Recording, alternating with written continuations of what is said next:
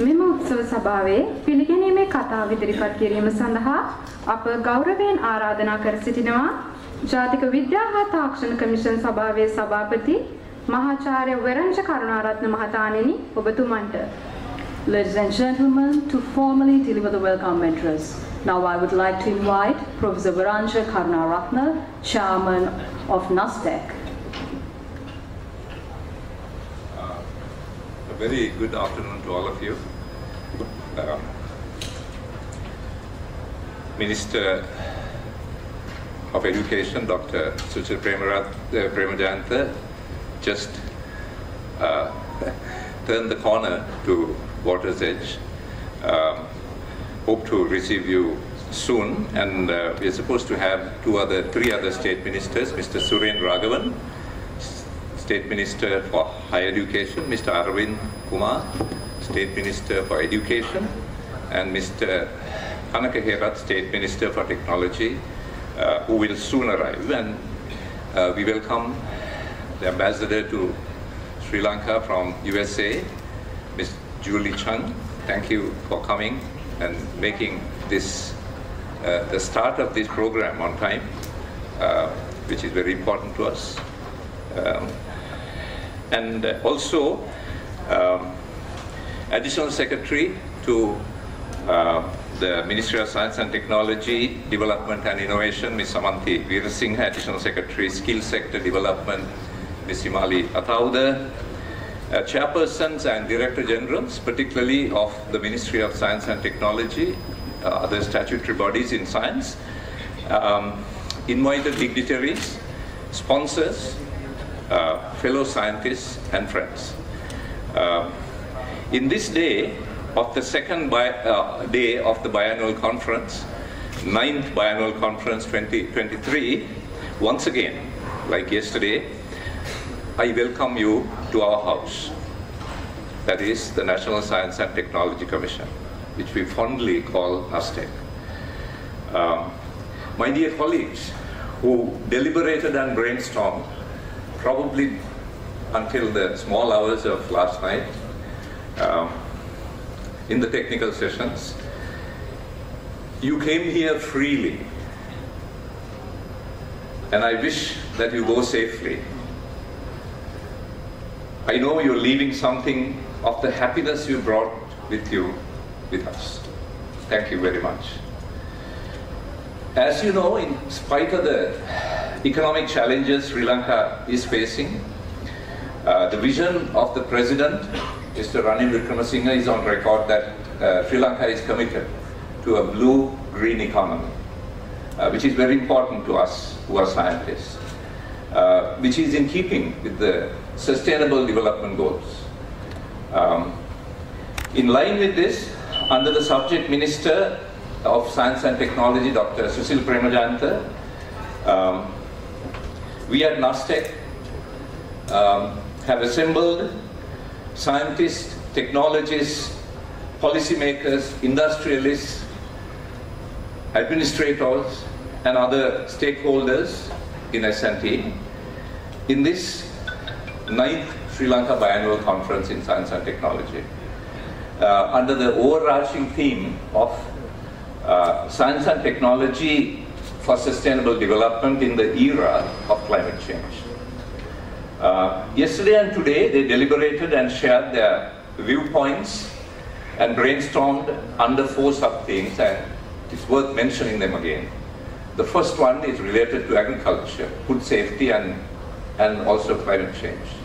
The second one is about another type of endemic bioresources that Sri Lanka is blessed with, the natural bioresources coming from our flora. And as you know, Sri Lanka has a very high endemicity ratio. 25% of all flowering plants in Sri Lanka are endemic, which is a very high ratio, and that's why Sri Lanka is called a biodiversity hotspot. Thirdly, natural resources abundantly available but exported currently mostly in raw material form, which is not a good way to develop the nation. And fourthly, very importantly, the renewable energy. Energy is one of the most critical ingredients in this planet Earth, required green hydrogen and energy storage.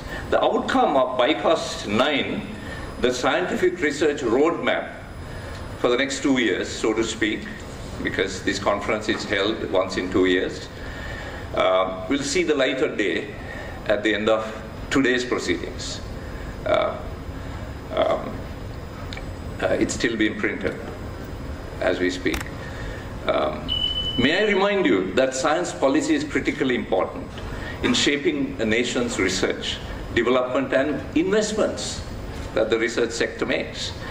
Its approach to environment, health, education, research ethics, and its approach to international cooperation and science diplomacy.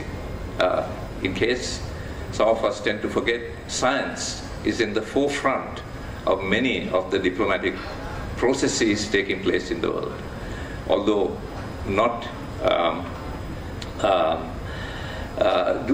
although it does not receive the coverage as other political fora. From climate change to energy, water needs, and impacts from natural hazards, challenges we face are growing more and more complex as days go by. And for sustainable solutions are now more and more urgent. History tells us that scientific research and development can play an important role in solving these challenges and in serving as a catalyst in economic growth, helping us to protect lives and property and raise environmental awareness. But if that research is conducted in a vacuum and the results and lessons learned are not shared broadly, then the scientific benefits from this process will be limited. As scientists, we have the responsibility to make sure that policymakers understand the value of our science and have access to the best scientific knowledge available for making policy. Policy decisions that are informed by science are critically important in the building of the foundation of a sustainable future. For example, understanding our challenging climate and its impacts on everything from food security to economic security can lead to ways to mitigate and adapt to these effects.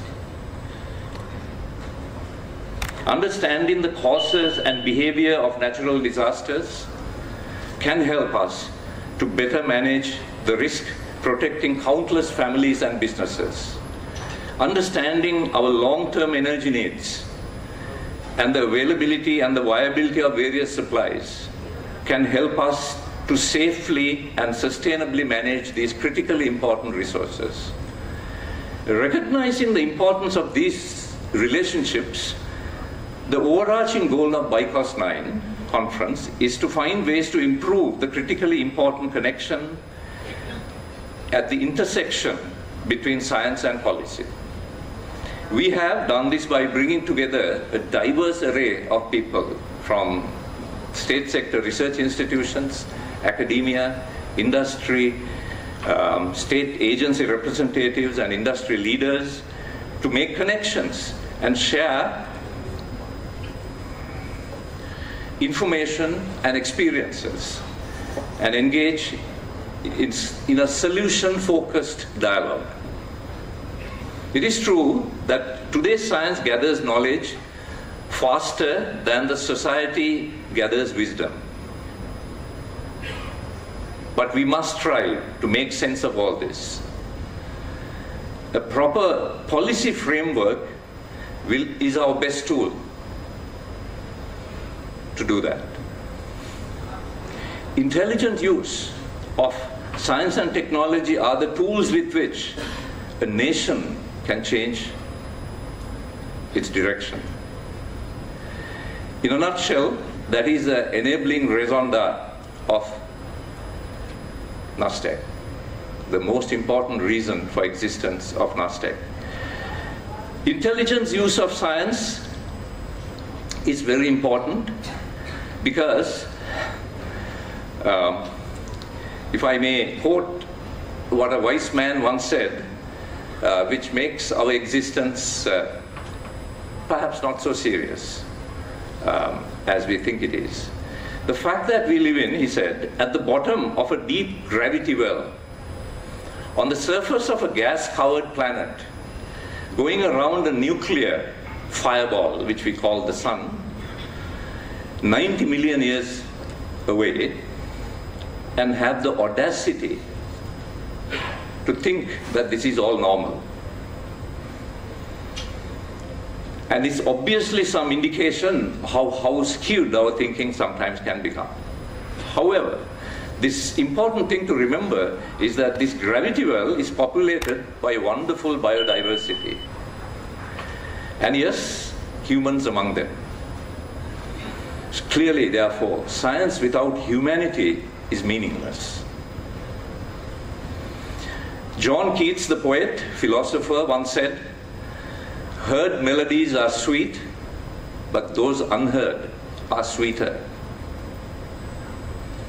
Ladies and gentlemen, the best thing about science is that it never ends. The best melodies are yet to come. George Bernard Shaw, philosopher, scientist, once said, "A scientist is in a state of perpetual unbelief and takes nobody's word for granted." He also said, "Science is always wrong. It never solves a problem without creating 10 more." Science today has penetrated every nook and cranny of our society. It has a very good understanding of matter and its behavior, and our modern lives are very much dependent on that understanding. But it also knows all the 400 volatile components in the wonderful smell of coffee. And I don't have to tell you how much our lives depend on that sweet smell also. So, essential and the mundane, equally, science will understand without any stoppage to any of these. How important a thing is or how trivial something is, science always investigates. Science is open-ended. That's the beauty of science. The new generation of scientists will pick up things where the previous generation left. In that spirit, I congratulate the scientists who have gathered here at BICOST 9. The best Sri Lanka has to offer to the world is in this audience,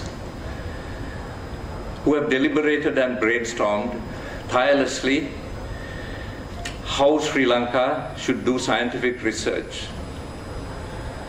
for basically development on our critically important areas that we just defined during the next few years. And again, warmly welcoming you. Thank you very much for coming. Thanks a lot.